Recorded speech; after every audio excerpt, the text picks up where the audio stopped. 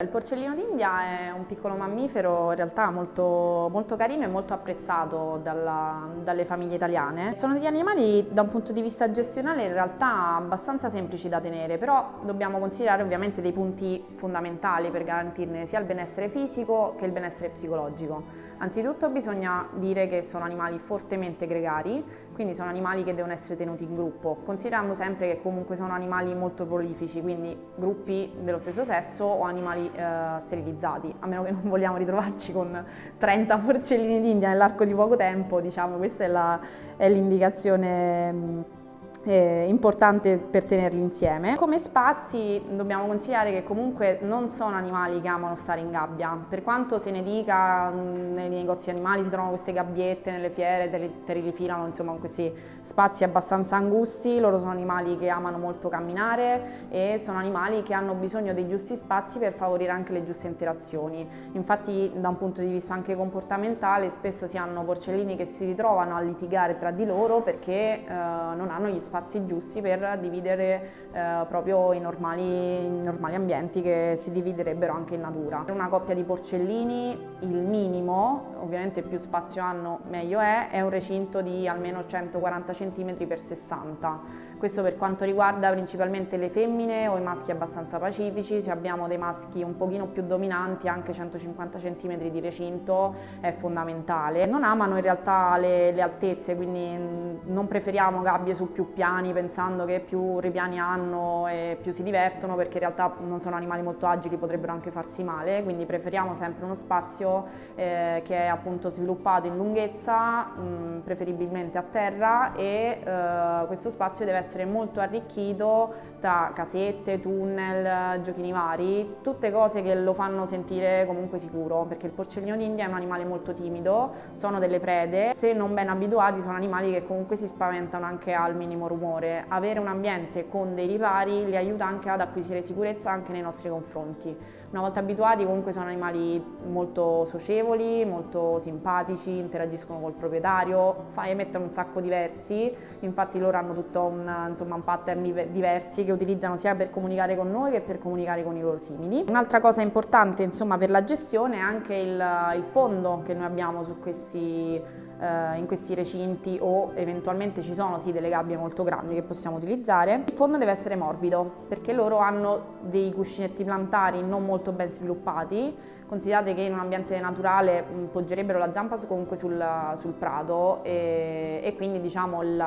lo stress che subisce la zampina è abbastanza minimo. In cattività sul pavimento e comunque è un terreno molto duro possono insorgere pododermatiti o anche delle semplici lesioni, arrossamenti, le unghiette tendono a svilupparsi in maniera inadeguata, quindi semplicemente basta mettere dei tappeti, delle coperte, dei pile, qualcosa di morbido su cui loro possono poggiare la zampetta. A differenza dei conigli tendono ad essere degli animali un po' più sporchi, quindi tendono un po' a fare i bisogni ovunque. I loro punti principali sono dove mangiano, quindi magari sotto dove mettiamo il fieno mettiamo una piccola lettierina con del materiale assorbente, e dove dormono, quindi dentro le casette. Io per esempio con i miei porcellini nelle casette metto le traversine assorbenti, cioè metto la copertina con la traversina assorbente così che stanno sul morbido, e anche se fanno i bisogni ho modo di cambiarli tutti i giorni e mantenere un buon igiene. Sono animali che possono essere gestiti sia all'interno, quindi in casa,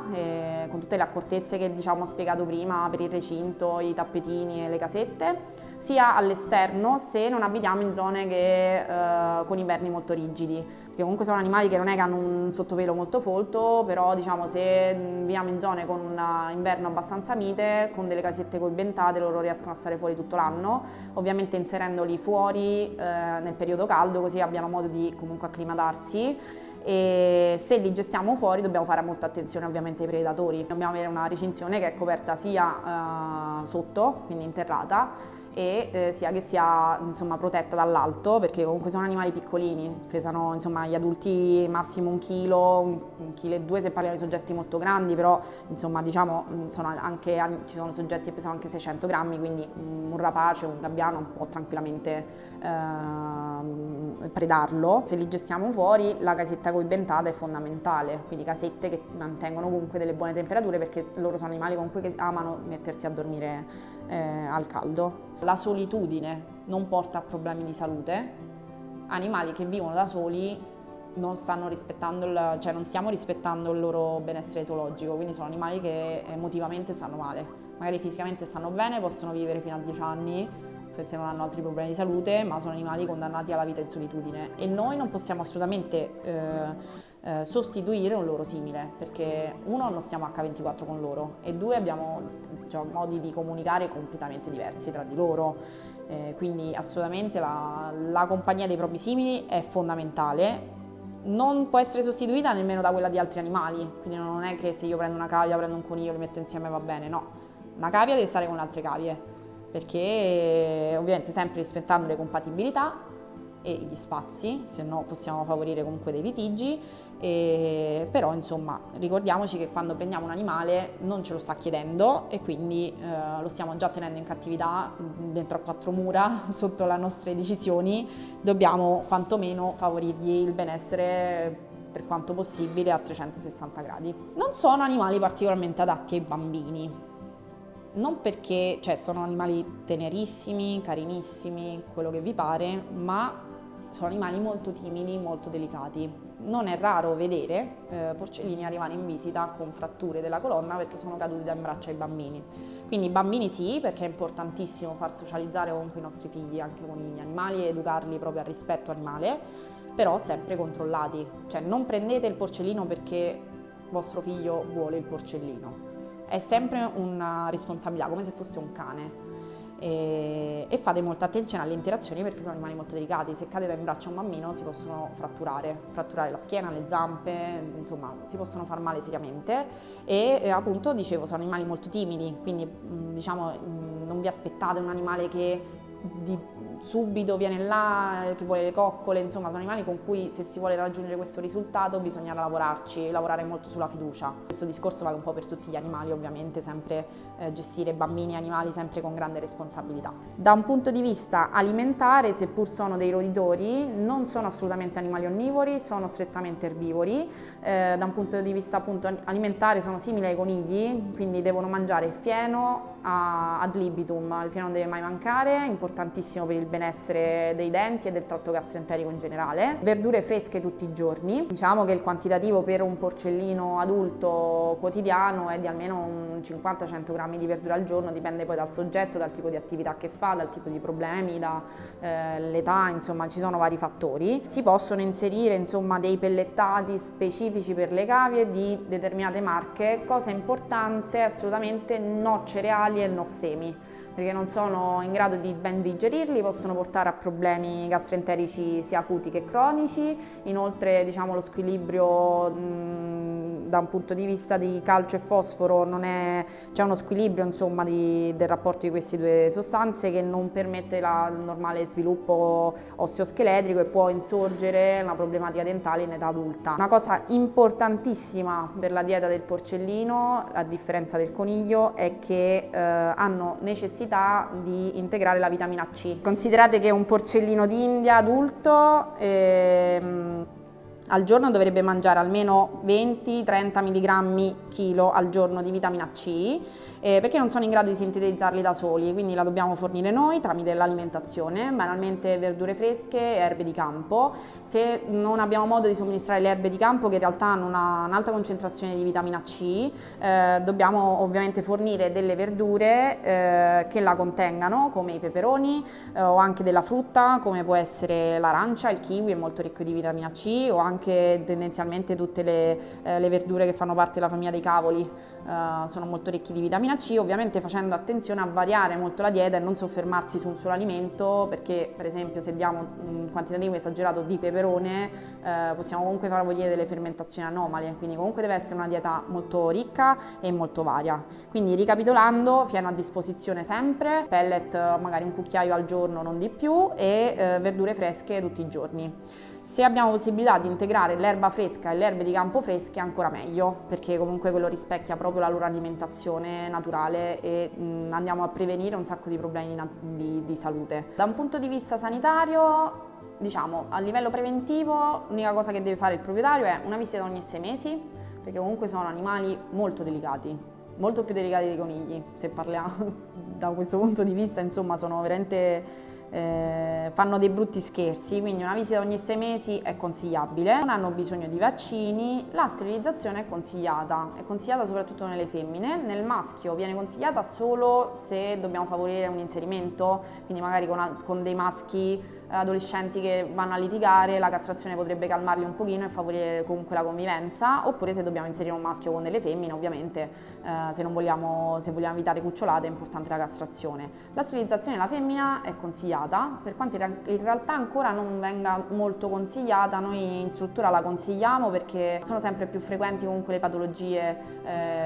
dell'apparato riproduttore nelle femmine adulte anziane, patologie importanti come appunto tumori dell'utero e infezioni, infiammazioni. Le patologie più frequenti che tutti conosciamo nelle cavie sono le cisti ovariche, che però di per sé diciamo non costituiscono un problema maligno, possono portare dei problemi conseguenti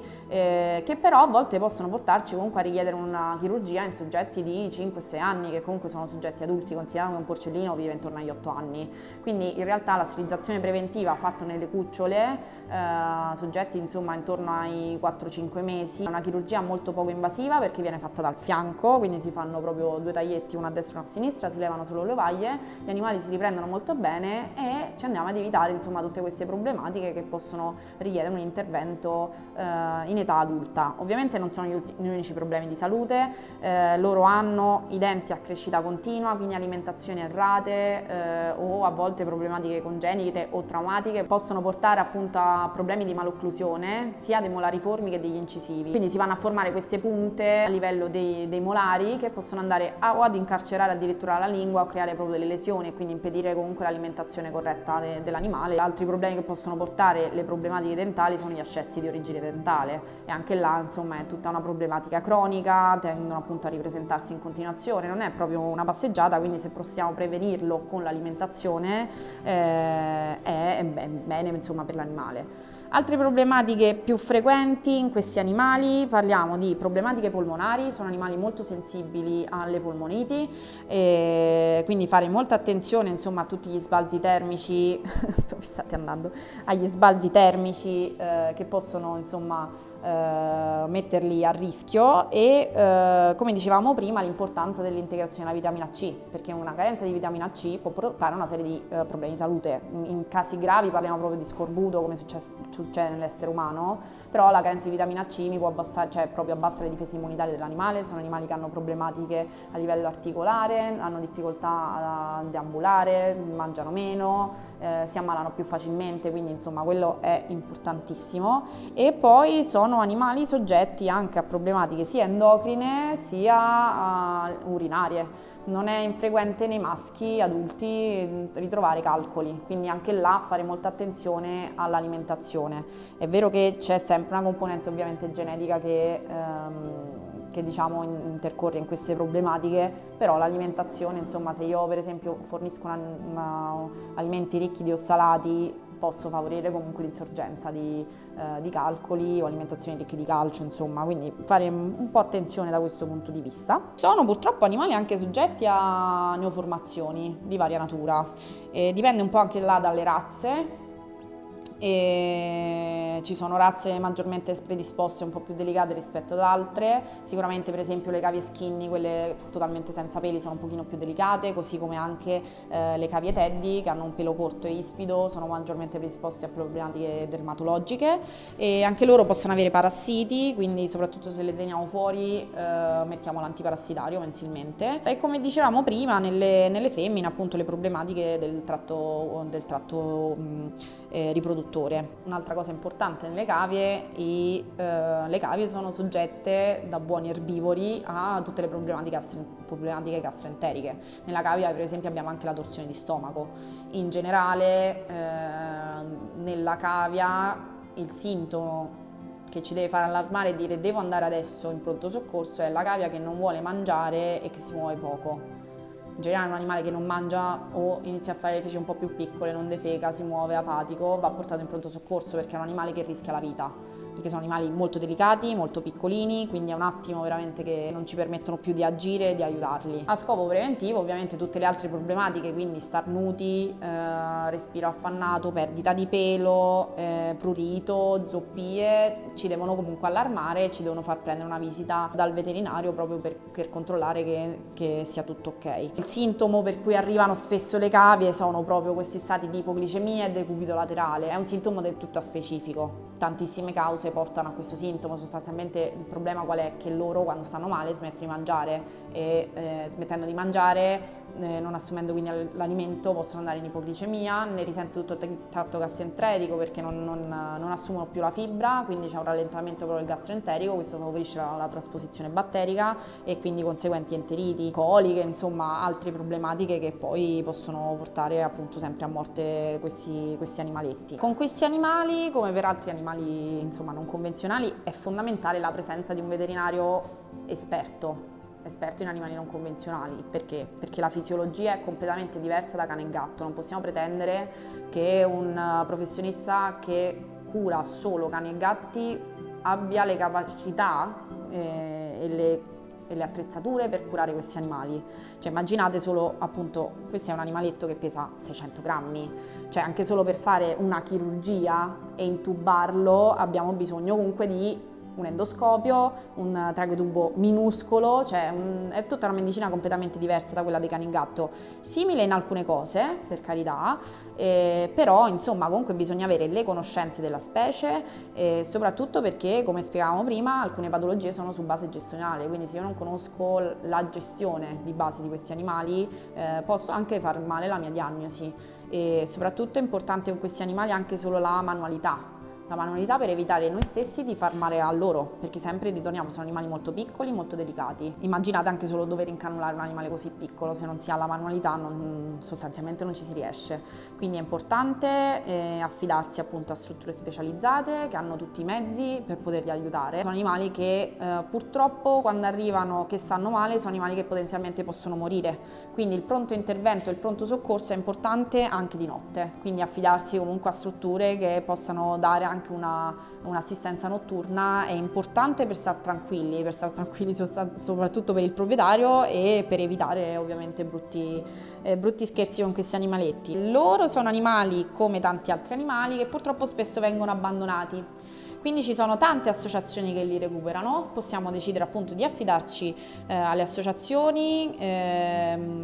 che sono presenti in tutta Italia, quindi basta solo fare una piccola ricerca per entrarci in contatto. Se invece abbiamo piacere di avere insomma una razza particolare, comunque sono animali che come vedete già da loro due hanno tante razze diverse, ci sono soggetti a pelo lungo, a pelo riccio, a pelo ispido, nude, insomma ci sono varie tipologie. Ci sono tanti anche allevatori in tutta Italia, l'importante è sempre affidarsi comunque a persone competenti che abbiano la voglia e la conoscenza di seguire l'animale sia prima che durante che dopo l'adozione. A volte insomma anche per noi veterinari è importante sapere da dove proviene l'animale anche per capire che tipo di patologie potrebbe avere, anche se viene dalla persona più affidabile, più raccomandata e tutto quanto, appena prendiamo un porcellino portiamolo comunque a fare una prima visita dal veterinario, perché anche, cioè, diciamo che in generale per quanto una persona possa essere brava nel gestire questi animali, e ce ne sono veramente tante,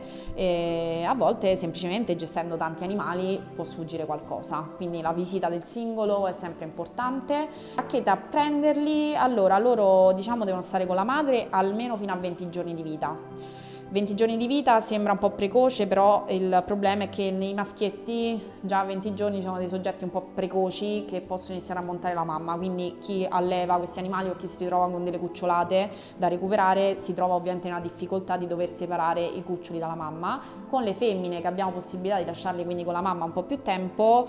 aspettare anche un mese e mezzo è l'ideale proprio da un punto di vista diciamo comportamentale, perché ovviamente loro hanno modo di socializzare. In generale, se vi dovesse capitare di avere a che fare con delle cucciolate, comunque se dovete scegliere preferite sempre i soggetti che vivono in gruppo, perché ovviamente cuccioli che vivono da soli e crescono da soli poi avranno difficoltà nella socializzazione con gli altri animali. O se appunto prendete un cucciolo che magari è stato abbandonato, l'hanno preso da solo, non si sa niente sul suo passato, fatelo stare subito con un proprio simile. Dopo aver fatto il check dal veterinario, perché ovviamente un animale nuovo può sempre portare patologie anche a quelli già presenti in casa. Ce l'ho un mito da sfatare sui porcellini. Intanto, come abbiamo detto prima, da un punto di vista alimentare, troverete un sacco di prodotti con la loro faccia sopra che contengono semi e cereali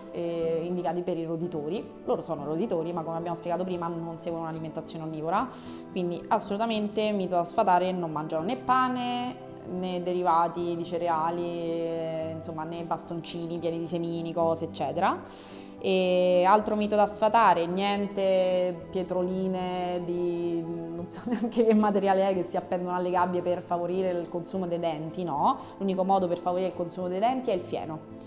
E un altro mito che secondo me è un po' simpatico da sfatare, non ho mai capito il motivo di questa cosa e ora vi spiegherò anche il perché. Dicono che i porcellini scacciano i ratti e quindi li mettono nei pollai con le galline per scacciare i ratti. Non vanno messi con le galline per una questione alimentare, perché le galline stesse possono fargli male, possono beccarli e quant'altro, e non scacciano i ratti. Sono animali un po' territoriali, quindi al massimo possono scacciarli per questo, ma sono anche animali molto timidi e i ratti possono addirittura essere dei predatori nei loro confronti. Quindi anche chi ha per esempio altri animali a casa, mi raccomando, fate attenzione e ricordatevi che sono delle prede, soprattutto cani, gatti, ratti e quant'altro potrebbero predarli.